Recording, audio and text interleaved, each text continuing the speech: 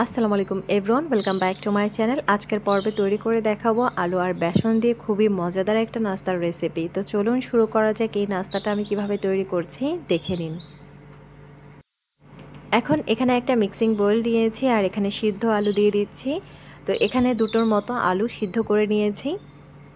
তো বড় সাইজের আলুকে স্লাইস করে কেটে আমি এটাকে ভালো করে সিদ্ধ করে নিয়েছি। এখন একটা কাঁটা চামচের সাহায্যে এটাকে ম্যাশ করে নিব। তো বড় সাইজের আলু হলে এভাবে 4 ভাগ করে কেটে এটাকে সিদ্ধ করে নেবেন, তাহলে দেখবেন খুব কম সময়ের ভিতরে আলুটা সিদ্ধ করা যাবে।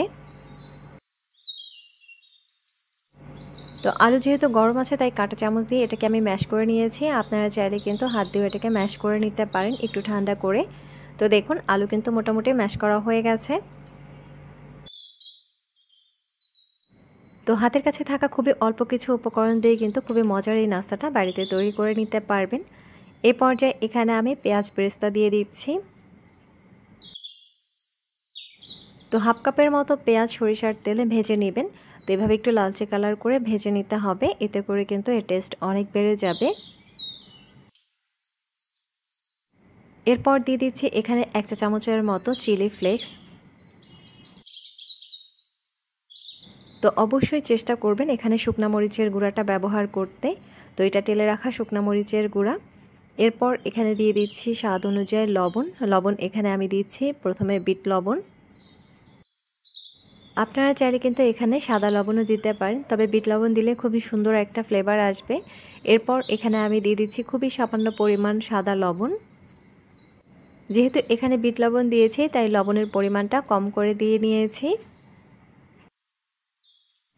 এরপর দিয়ে দিচ্ছি এখানে সামান্য পরিমাণ চাট মশলা। অবশ্যই চেষ্টা করবেন এখানে চাট মশলাটা ব্যবহার করতে। আর হাতের কাছে চাট মশলা না থাকলে কিন্তু অবশ্যই ধনেপাতা কুচি ব্যবহার করবেন। এখন এই সবগুলো উপকরণকে খুব ভালো করে হাত দিয়ে মেখে নেব। তো সরিষার তেল দিয়ে যে পেঁয়াজ বেরেস্তাটা করবেন সেই পেঁয়াজ বেরেস্তার সাথে কিন্তু সামান্য পরিমাণ সরিষার তেলও দিয়ে নেবেন। আর এতে করে কিন্তু এর ফ্লেভারটাও অনেক বেশি দারুণ আসবে। তো চেষ্টা করবেন এর ভিতরে যাতে কোনো রকমের আলুর দানাভাব না থাকে, খুব ভালো করে এটাকে ম্যাশ করে নিতে। তো দেখুন এটা কিন্তু খুব ভালো করে আমি ম্যাশ করে নিয়েছি। আর এই পর্যায়ে পটেটো স্ন্যাক্সগুলো তৈরি করে নেব। এখন এখান থেকে কিছুটা পরিমাণ আলুর মিশ্রণ নিয়ে নিচ্ছি। তো এটা কিন্তু আপনারা আপনাদের পছন্দ মতো শেপে তৈরি করে নিতে পারেন। তো এভাবে করে আমি কিন্তু এটাকে চ্যাপ্টা করে নিব। তো 2 হাতের তালুতে নিয়ে এটাকে রাউন্ড করে তারপরে চ্যাপ্টা করে নিচ্ছি। তো এটা আমি রাউন্ড চপের শেপ দিচ্ছি। আপনারা চাইলে কিন্তু এটাকে আপনাদের পছন্দ মতো শেপ দিয়ে নিতে পারেন। তো ঠিক এভাবে সবগুলোই বানিয়ে নিব। আপনারা চাইলে কিন্তু এর থেকে একটু ছোট সাইজের করেও তৈরি করে নিতে পারেন। তো আমি মাঝারি সাইজের সবগুলোই বানিয়ে নিয়েছি। আর এখন এটাকে একটা সাইডে রেখে দিচ্ছি। এখানে একটা মিক্সিং বোল নিয়েছি আর প্রায় 2 টেবিল চামচের মতো বেসন দিয়ে দিচ্ছি।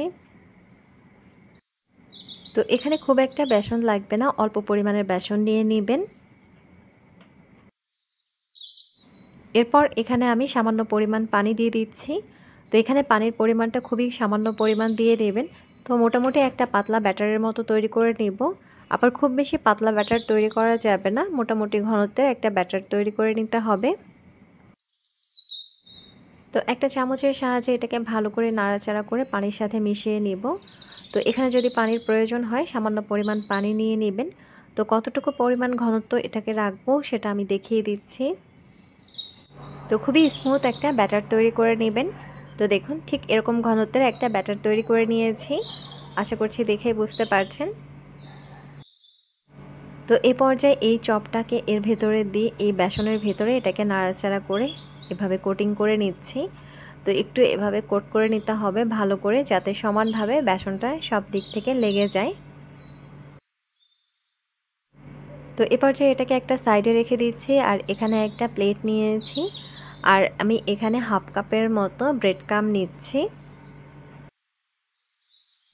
আর এটা বাজারের কেনা ব্রেড ক্রাম, আপনারা চাইলে কিন্তু ঘরের তৈরিও ব্রেড ক্রাম নিয়ে নিতে পারেন, বা চাইলে কিন্তু এখানে টোস্ট বিস্কিটের গুঁড়াও দিতে পারেন। তো এখান থেকে চপটাকে তুলে নিয়ে তারপর এই ব্রেড ক্রামের ভেতরে কোটিং করে নিব। তো সবসময় ড্রাই হাত দিয়ে এই কোটিংটা করবেন, তাহলে অতিরিক্ত ব্রেড ক্রাম্ব নষ্ট হবে না। তো কোটিংটা করার সময় কিন্তু এভাবে 4-5টা ধরে কোটিংটা করে নেবেন। তো খুব ভালো করে হাত দিয়ে এভাবে চেপে চেপে এক্সট্রা ব্রেড ক্রাম্বটাকে ঝরিয়ে নিচ্ছি। তো দেখুন চপটা কিন্তু খুব সুন্দরভাবে তৈরি হয়েছে। এ পর্যায়ে কিন্তু এটাকে একটা সাইডে রেখে দিব।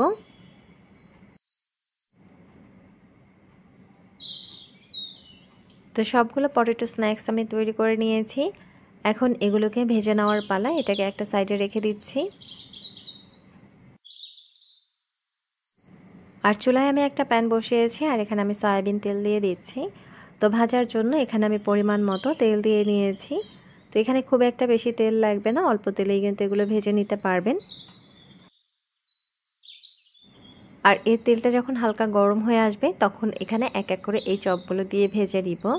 তো এখানে আমি একসাথে 4টার মতো চপ দিয়ে ভেজে নিচ্ছি। যদি খোলামেলা ফ্রাই প্যানে ভাজেন তাহলে কিন্তু একসাথে 5টার মতো চপই ভেজে নিতে পারবেন। আর এগুলো ভাজার সময় কিন্তু অবশ্যই গ্যাসের ফ্লেমটা মিডিয়াম টু লো এর মাঝামাঝিতে রাখবেন। খুব বেশি হাই হিটে কিন্তু এটা ভাজা যাবে না। তো এটা আমি মুচমুচে করে ভেজে নেব। তো যখনই একটু কালারটা চেঞ্জ হতে শুরু করবে তখন কিন্তু এগুলোকে ধরে উল্টে দিতে হবে। তো একটু সাবধানে উল্টে নেবেন যাতে ব্রেড ক্রাম্বটা নষ্ট না হয়ে যায়। তো যতক্ষণ না পর্যন্ত এর কালারটা খুব সুন্দরভাবে চেঞ্জ না হচ্ছে আর মুচমুচে না হচ্ছে ততক্ষণ পর্যন্ত এটাকে ভালো করে ভেজে নিতে হবে মিডিয়াম আঁচে।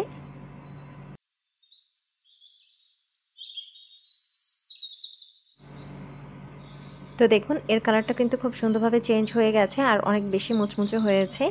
এই পর্যায়ে এটাকে একটা স্ট্রেনারের সাহায্যে তেল ছেঁকে তুলে নিচ্ছি। তো এর তেলটা কিন্তু খুব ভালো করে ঝরিয়ে তারপরে প্লেটে তুলে নেবেন, যাতে এর গায়ে কোনো রকমের তেল লেগে না থাকে। দেখলেন তো কত সহজে এভাবে বাড়িতে চটপট আপনারা নাস্তাটা তৈরি করে নিতে পারেন। তো বেসন আর আলুর এই নাস্তাটা অবশ্যই বাড়িতে একবার হলেও ট্রাই করে দেখবেন, পরিবারের সবাই অনেক বেশি পছন্দ করবে। তো এই নাস্তাটা আপনারা টমেটো সস অথবা ভাতের সাথেও এটা সার্ভ করতে পারেন। আশা করছি আমার আজকের রেসিপি আপনাদের সবার কাছে অনেক ভালো লেগেছে। আজকের রেসিপি এই পর্যন্তই। ভালো লাগলে অবশ্যই লাইক, কমেন্ট, শেয়ার করতে ভুলবেন না। আর অবশ্যই আমার চ্যানেলটিকে সাবস্ক্রাইব করবেন। আল্লাহ হাফেজ।